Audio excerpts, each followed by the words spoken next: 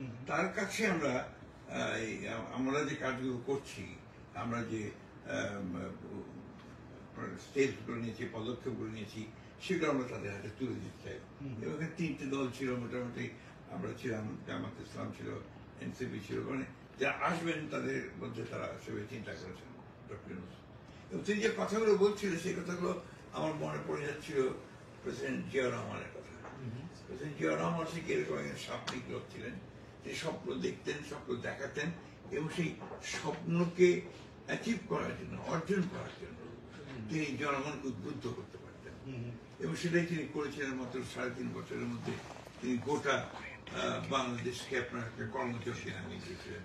আর সেই 5 বছরের ভয়াবহ দুঃশাসনের পরে, আমাদের দেশের পরে, এবং আপনার দুর্ভিক্ষ, ফেলিয়ার, সবকিছু মিলিয়ে কিন্তু জিয়াউর রহমান ওটা চেঞ্জ করে দিয়েছেন।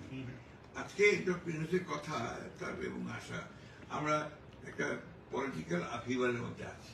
আর আমাদের আনফর্চুনেটলি 15 বছরের রাজনৈতিক যে বিভাজন সৃষ্টি করা হয়েছে, এই বিভাজন ফলে আপনার আমাদের কেন জানি না রাজনৈতিক দলগুলো বলেন, মিডিয়া বলেন, সাধারণ মানুষের মধ্যে মানে অবিশ্বাস তৈরি হয়েছে। সেই অবিশ্বাসটাকে দূর করা দরকার। আমার কাছে এখন যেটা মনে হয় যে এখন আসলে বাংলাদেশ সবচেয়ে বেশি যেটা দরকার, মানুষের মধ্যে আস্থা স্থাপন করা তার আপনার প্রতিষ্ঠানের প্রতি এবং আপনার নেতার প্রতি, রাজনৈতিক দলের প্রতি, তার নিজের প্রতি, সেই আত্মবিশ্বাস তৈরি করে আপনাকে সামনে এগোতে হবে। এটা কিন্তু আপনার খুব বড় কাজ। আমরা দেখবেন, আমার খুব দুঃখ হয়, কষ্ট হয় যখন আমি দেখি আমাদের সমস্ত মিডিয়া, মানে দেশের মিডিয়াগুলো, তারা আপনার সারাক্ষণ আপনার নেগেটিভ ওয়েতে যাওয়া যায়। আমি এটা আগে আপনার সঙ্গে আমি কথা বলেছি যে নেগেটিভ ওয়েতে না গিয়ে মিডিয়াগুলো একটা পজিটিভ রোল প্লে করতে পারতে পারে না। একটা ছোট প্রশ্ন আছে, আপনি ডক্টর মোহাম্মদ ইউনূসকে জিয়াউর রহমানের মতোই শাসনিক, জিয়াউর রহমান সাহেবের মতোই শাসনিক বলছেন, কিন্তু উনার কথা যদি আমি আলাদা করে রাখি, আমরা তো মূল যে বিভাজনের কথা আপনি বলছেন, সেটা তো আমরা মূল দেখতে পাচ্ছি যে দলগুলির মধ্যে, মানে না, শুধু এটা তো একটা আপনার কালচারের ব্যাপার। আচ্ছা, আপনার মুহূর্তের মধ্যে একটা মানুষ বা একটা দল পরিবর্তন হয়ে যায় না, তাই না? 15 বছরে আমাদের ফ্যাসিস্ট শাসন রাজনৈতিক দলগুলোর মধ্যে বিভাজন সৃষ্টি করেছে, অবিশ্বাস সৃষ্টি করেছে, আপনার প্রতিষ্ঠানের মধ্যে সৃষ্টি করেছে। এগুলোই কিন্তু আজকের এই আপনাদের যেটা ঘটছে সেগুলো। আবার এর মধ্যে আপনাদের অনেক কিছু এসছে বিভিন্ন বাইরে থেকে, বিভিন্ন মিডিয়া দিয়েই আপনার একটা প্রচারণা, নেগেটিভ প্রচারণা চলে। হ্যাঁ, নেগেটিভ প্রচারণাটা মারাত্মক ব্যাপার, যেটা আপনি আগেও বলছিলেন। এমনকি মানুষের মধ্যে একটা সাংঘাতিক রকমের আস্থার অভাব দেখা যাচ্ছে যে ফেব্রুয়ারিতে সময় মতো ইলেকশন হবে কিনা। আপনার কাছে কি মনে হয়? না, অবশ্যই ইলেকশন হবে। এখানে ব্যাপারটা হচ্ছে কি যে ওই কথাগুলো বলছিলাম, আপনাকে এগুলোকে একটু ভিন্নভাবে দেখতে হবে। আচ্ছা, ইস্যুটাকে ভিন্নভাবে দেখতে হবে। যে অবিশ্বাস মানুষের মধ্যে তৈরি হয়েছে, সে অবিশ্বাস সৃষ্টি দূর করে বিশ্বাস সৃষ্টি করার জন্য এটা আপনাকে কাজ করতে হবে। সেগুলোর জন্য আপনাকে সেভাবে এগোতে হবে। আমরা এখন যেটা দেখছি, একটা জিনিস আমি কনভিন্স যে ডক্টর মোহাম্মদ ইউনূস তিনি নির্বাচন করতে চান, এই ব্যাপারে তিনি খুব দৃঢ় চিত্ত সহযোগ করছেন। এবং বিশেষ করে আমাদের দলের একটি চেয়ারপারসন তারেক রহমান সাহেবের সঙ্গে মিটিং এর পরে এটা আপনার নিশ্চিত হয়ে গেছে। এবং আমি যতটুকু আমার দৃষ্টি থেকে আমি দেখি যে রাজনৈতিক দলগুলো জানে নির্বাচন হবে, প্রতিষ্ঠান যেগুলো স্টেক হোল্ডার্স, তার সেনাবাহিনী, অ্যাডমিনিস্ট্রেশন, তারাও জানে যে নির্বাচন হবে। কিন্তু একটা জিনিস আপনাকে সব মনে রাখতে হবে, বাংলাদেশ কিন্তু আপনার একটা সরল সহজ ব্যাপার নাই। এটা সবসময় একটা জটিলতার মধ্যে পড়েছে, আবদ্ধের মধ্যে পড়েছে। এবং যে কোনো কারণেই হোক আমাদের শত্রুরা তারা বাংলাদেশের একটা অস্থির অবস্থার মধ্যে রাখতে চেয়েছে। এখন যে প্রবণতাটা, এটা খুব ডেঞ্জারাস। সেটা এনার্কি তৈরি করা, মব ভায়োলেন্স, আপনার বিরুদ্ধে আক্রমণ করো, ওর বাড়ি ভাঙিয়ে দাও, ওর ফ্যাক্টরি পুড়িয়ে দাও, এইটা আপনার একটা ভয়ঙ্কর ব্যাপার। এই জিনিসগুলো কিন্তু আগে ছিল না। এটা আপনার এইবারের পরে আমি দেখতে পাচ্ছি যে খুব পরিকল্পিত ভাবে কোন একটা পক্ষ থেকে এই কাজগুলো করানো। কোন পক্ষ থেকে এটা মনে হতে পারে যে এটা মানে? এটা আমাকে এই মুহূর্তে আমি নাম বলতে পারবো না, কিন্তু যারা বাংলাদেশের স্থায়িত্বতে বিশ্বাস করে না, স্থিতিশীলতাতে বিশ্বাস করে না, যারা বাংলাদেশ একটা নিজের পায়ে নিজের দ্বারা শক্ত করে সেটা চায় না, তারা এই অস্থিরতা সৃষ্টি করতে চায়। আর এবার কি দেখো অন্তত ইউনিটি তৈরি হয়েছিল। আপনার 5ই আগস্টের পরে ছাত্র জনতা সেনাবাহিনী এটা একটা ব্যবসায়ী সকলের মধ্যে একটা আপনার অত্যন্ত একটা সুন্দর একটা আপনার একটা ঐক্য তৈরি হয়েছিল, একটা সহৃদয়তা তৈরি হয়েছিল যে আমরা পারবো, উই ক্যান চেঞ্জ দিস। ওই জায়গাটাকে ভাঙার চেষ্টা করা হয়েছে। এখন আমি 24 ঘন্টা যদি আপনার বিরুদ্ধে বলতে থাকি, হ্যাঁ, তাহলে কিন্তু একটা নেগেটিভ অবস্থা তৈরি হয়ে যায়।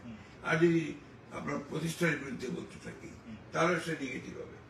আপনাকে তো বাস্তবতা দেখতে হবে যে বাংলাদেশের বর্তমান পরিস্থিতিতে এত নাজুক, সেখানে we should go slow, we should একটা মানিয়ে নিয়ে এগুলো। আমি রাতারাতি এখানে আপনার একটা বিপ্লব সফল করে ফেলা, বিপ্লবী সরকারকে দিয়ে আপনার দেশের সবকিছু বদলে ফেলা, এটা সম্ভব হবে না। রাতারাতি সমস্ত ঘুষ দুর্নীতি আমি বন্ধ করতে পারবেন না। রাতারাতি আপনার এই যে মানুষের মধ্যে যে জিজ্ঞাসা, এগুলোকে দূর করতে পারবেন না। আপনাকে এটাকে ঠান্ডা মাথায় দিয়ে সুস্থে আপনাদের উপরে কাজ করতে হবে। আমি একটু পেছন থেকে আসি আপনার কথা, যে সেটার মধ্যে হচ্ছে যে আমরা কিন্তু আপনাকে এরকমই দেখি, আশাবাদী মানুষ, আপনি ইতিবাচক চিন্তাভাবনা করতে ভালোবাসেন, কিন্তু ঘটনা হচ্ছে যে আমরা এই সময়ে দলগুলোর কথা আমি আবারও বলি, যে যেমন ধরা যাক আমরা দেখলাম যে এনসিপি বলেছে যে তারা আসলে এই না হলে নির্বাচন করতে দেবে না, জামাত ইসলাম বলেছেন যে এই না হলে তারা নির্বাচন করতে দিবে না। মানে আপনারা বাদে, মানে বিএনপি বাদে বাকি দুই দল নির্বাচনটা একটু যদি কিন্তু আছে শর্তাধীন আছে, এবং সেটা নিয়ে লাগবে। এটা পলিটিক্যাল পার্টি চায়। আচ্ছা, পলিটিক্যাল পার্টি সবসময় একটা বার্গেন করতে চায়। আচ্ছা, বার্গেন করে সেটা বেস্ট চায়, আনতে চায়। এটা আমি কোনো অপরাধ মনে করি না। আচ্ছা, এটাকে আমি মনে করি যে তার যদি পলিটিক্যাল বার্গেনিং করে ম্যানিপুলেশন করে সে যদি কিছু আনতে পারে, এটা তার যোগ্যতা। আজকে ওরা যে জিনিসগুলো নিয়ে আপনার বার্গেন করছে, এটাকে আপনার আলোচনার মাধ্যমে শেষ করা খুব কঠিন ব্যাপার না। এবং আমি জানি ইতিমধ্যে অনেক আলোচনা হয়েছে, ইতিমধ্যে অনেকটা জায়গা তৈরি হয়েছে যেখানে আরো আলোচনার সুযোগ আছে এবং এই ব্যাপারে একটা মীমাংসা হওয়ার সুযোগ আছে। একটা প্রশ্ন করতে পারি যে অনেকে বলতেছে, মানে কেউ কেউ বলতেছে যে আপনাদেরকে একটা সফরের মধ্যে এনে ডক্টর মোহাম্মদ ইউনূসেরও একটা চাওয়া ছিল যে এই টেবিলের বাইরে আলোচনাটা যেন একটু হয়। এটা কোনো অফিসিয়ালি এ ধরনের কোনো কথাবার্তা নেই। ডক্টর ইউনূস আমাদেরকে এই ধরনের কোনো কথাবার্তা বলেননি। আচ্ছা, আপনি বিশ্বাস করবেন না যে ডক্টর মা আসার পরে ডক্টর মোহাম্মদ ইউনূসের সঙ্গে আমার আজকে প্রথম আরেকটা ইভেন্টে দেখা হলো। আচ্ছা, আচ্ছা, আচ্ছা, আচ্ছা, তার সঙ্গে ব্যক্তিগতভাবে কোনো কথা হয়নি। আচ্ছা, আমাদের জামাত ইসলামের তাহের সাহেবের সঙ্গে আসার পরে আমার আজকেই প্রথম দেখা হলো। আচ্ছা, আচ্ছা, আচ্ছা, আচ্ছা, একমাত্র আনোয়ারের সঙ্গে, যেহেতু আমার সামনে রুমে থাকতো, তার সঙ্গে তার সঙ্গে আমার একবার দেখা হয়েছে। আচ্ছা, সুতরাং এই ধরনের এগুলো গসিপ করতে আপনারা ভালোবাসেন, আপনারা স্টোরি তৈরি করতে ভালোবাসেন, এটা আমরা বুঝি, এবং কোনো কোনো ক্ষেত্রে আমরা সুযোগ করে দিই আপনাদের কি স্টোরি তৈরি করো, আপনাদের সুযোগ করে দেন। আচ্ছা, আরেকটা ব্যাপার একটু সমালোচনার জায়গা থেকে বলি, প্রোডাক্ট বিক্রি হতে হবে। অবশ্যই, অবশ্যই, অবশ্যই, কিন্তু আরেকটা সমালোচনার জায়গা হচ্ছে যে বিএনপি তার দীর্ঘদিনের রাজনৈতিক সহযোদ্ধা বা সহকর্মী বা সহবন্ধু, যদি এরকম বলি সতীর্থ, সেই জামাত ইসলামের সাথে বিএনপির সম্পর্কটা কি খারাপ হওয়ার পেছনে কি কারণ আসলে? আপনার শোনেন একটা কথা হলো, রাজনীতিতে শেষ কথা বলতে কোনো কথা নেই। আচ্ছা, এক নম্বর।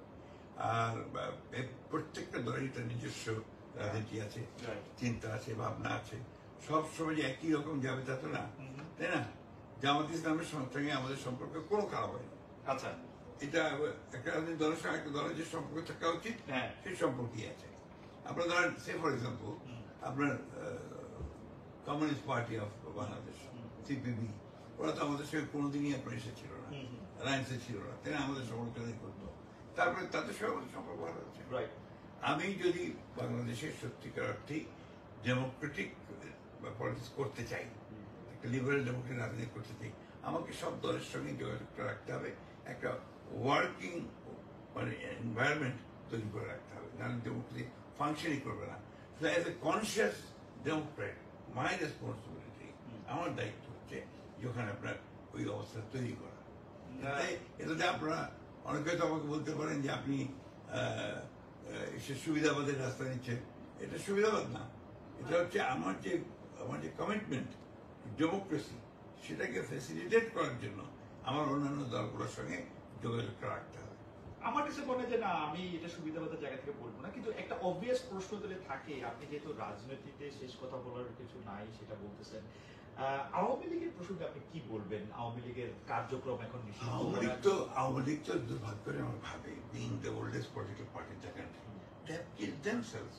আচ্ছা, তারা নিজেরাই নিজেদেরকে মেরে ফেলেছে, তার সমস্ত চরিত্রকে বিলীন করে দিয়ে সে একটা ফ্যাসিস্ট দলে পরিণত হয়েছে। তো এখানে সাধারণ মানুষের তো তার প্রতি কোনো আপনার ভালোবাসাও নেই, আপনার আস্থাও নেই, কারণ he has betrayed the cause of the people. This party has betrayed the cause of the people. এই পার্টির উপরে মানুষের যে আস্থা ছিল, সে যে কাজগুলো কমিট করেছিল, সে কাজগুলো তো সে করেনি, উল্টো আলাদা একটা কালচার তৈরি করেছে, ফ্যাসিজমের কালচার। যে কারণে আমি মনে করি যে আওয়ামী লীগের যারা এই কাজগুলো করেছে, গণহত্যার সঙ্গে জড়িত, যারা ইনস্টিটিউশন নষ্ট করে জড়িত, তাদের বিচার হওয়া উচিত, সিরিয়াসলি বিচার হওয়া উচিত, এবং সেই জন্য তাদেরকে দণ্ডও দেওয়া উচিত। ওকে, আওয়ামী লীগের দণ্ড দেওয়া এবং পলিটিক্যাল পার্টি হিসাবে ওকে রাজনীতি করতে না দেওয়াটা কি এখন বিএনপির সিদ্ধান্ত, মানে বিচারের ব্যাপার না? আমি আপনাকে খুব পরিষ্কার করে বলি, এ ব্যাপারে অনেক কথা আমাকে বলতে হচ্ছে, অনেক শুনতে হচ্ছে। ইতিমধ্যে বাংলাদেশে এটা নিয়ে আমার অনেক কথাও চলছে, তাই না? আমি ব্যক্তিগতভাবে আগেও আপনাকে বলেছি, আমরা স্টেটমেন্টে বলেছিলাম, আমাদের চেয়ারম্যান সাহেব, আমাদের অ্যাক্টিং চেয়ারম্যান সাহেব সবাইকে বলেছিলেন যে আমরা কোনো রাজনৈতিক দলকে নিষিদ্ধ করার পক্ষে নেই, কিন্তু যদি সেই রাজনৈতিক দল কোনো গণহত্যার সঙ্গে জড়িত হয়, সেই রাজনৈতিক দল দেশের আপনার যে গণতান্ত্রিক প্রতিষ্ঠানগুলোকে ভেঙে দেওয়ার জন্য দায়ী হয়, সেই জন্য নিশ্চয়ই তাকে শাস্তি পেতে হবে, এটাকে আইনের আওতায় আসতে হবে, দেশে যে আইন আছে সেই আইনের আওতায় আসতে হবে। সেই দিক থেকেই কথাগুলো বলা।